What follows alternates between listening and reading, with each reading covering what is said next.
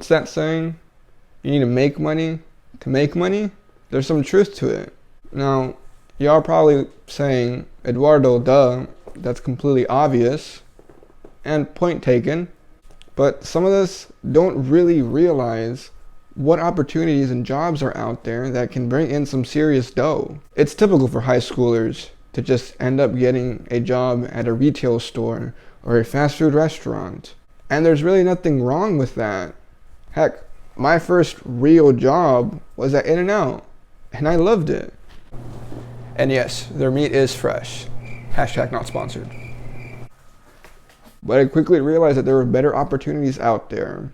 I became an on-track delivery driver, a school sports coach, an overnight security guard, amongst other things that really didn't require any prior experience or further education. I highly encourage you all to see what opportunities are around in your area.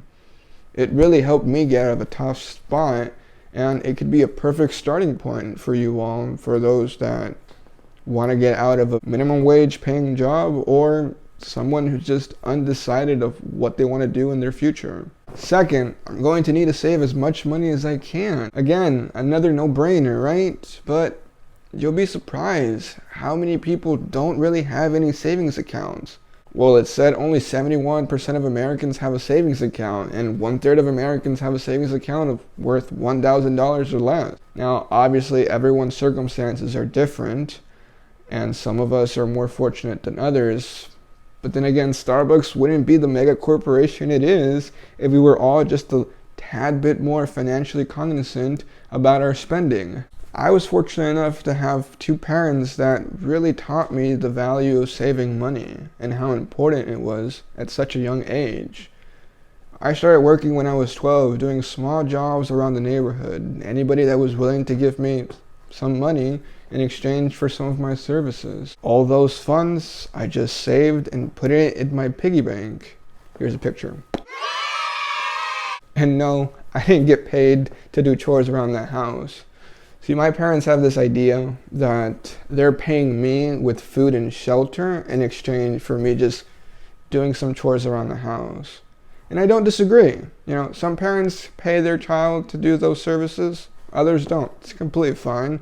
Mine didn't, but it did teach me about saving, and I'm grateful for that. Even though I didn't get paid to do my own chores around the house, I was able to save up a couple of thousands of dollars by 16. Now that you have all this money saved up, what do? Well, the third step is I'm going to try to invest as much money as I possibly can. I really wish someone would have taught me about the stock market a long time ago. But the good news is I'm here to tell you. I highly encourage you to educate yourselves on stocks, ETFs, retirement accounts. The stock market isn't a scary place.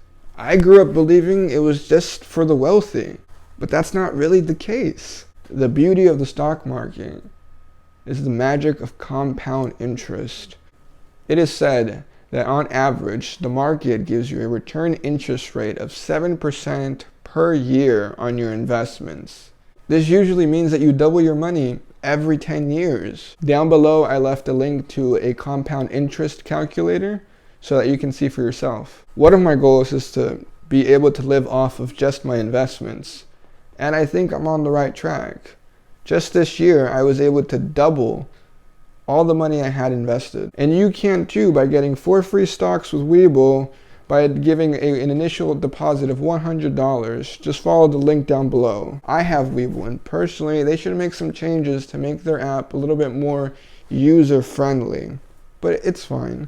If you don't want to use Webull, you can always use any other brokerage.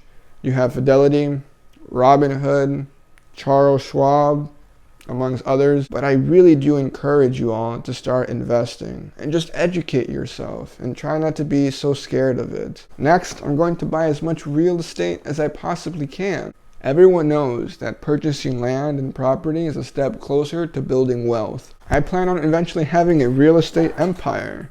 This basically just means renting out houses and apartments and just being able to get passive income from all those tenants. For starters, not many of us have enough money to put down for a down payment of a house.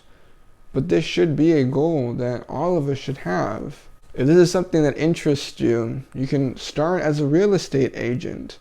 That way you can learn about the U.S. Housing market. You can learn about how to tenant-proof your houses and property. And that way, once you do have the funds, you can go out and know exactly what you're doing when you purchase those houses. Now, that's one way. Another way is literally just trying to self-teach yourself about all these things and just doing it when you have those funds. Now, lastly, I want to have a sustainable business. What type of business are you asking yourself, my imaginary YouTube fan? The thing is, I don't really know. It could be this YouTube channel. It could be me opening a law firm in the future. Heck, it can even be me opening a youth soccer academy. That's always been my dream. The possibilities are endless. The best we can do is to try to find what we do best and try to monetize it. But I understand it's not an easy task. I mean, it's said that 20% of all small businesses close down in their first year. That's a huge risk. But I mean, huge risk, big reward, right? It could be. I'm definitely going to try. And maybe you should too.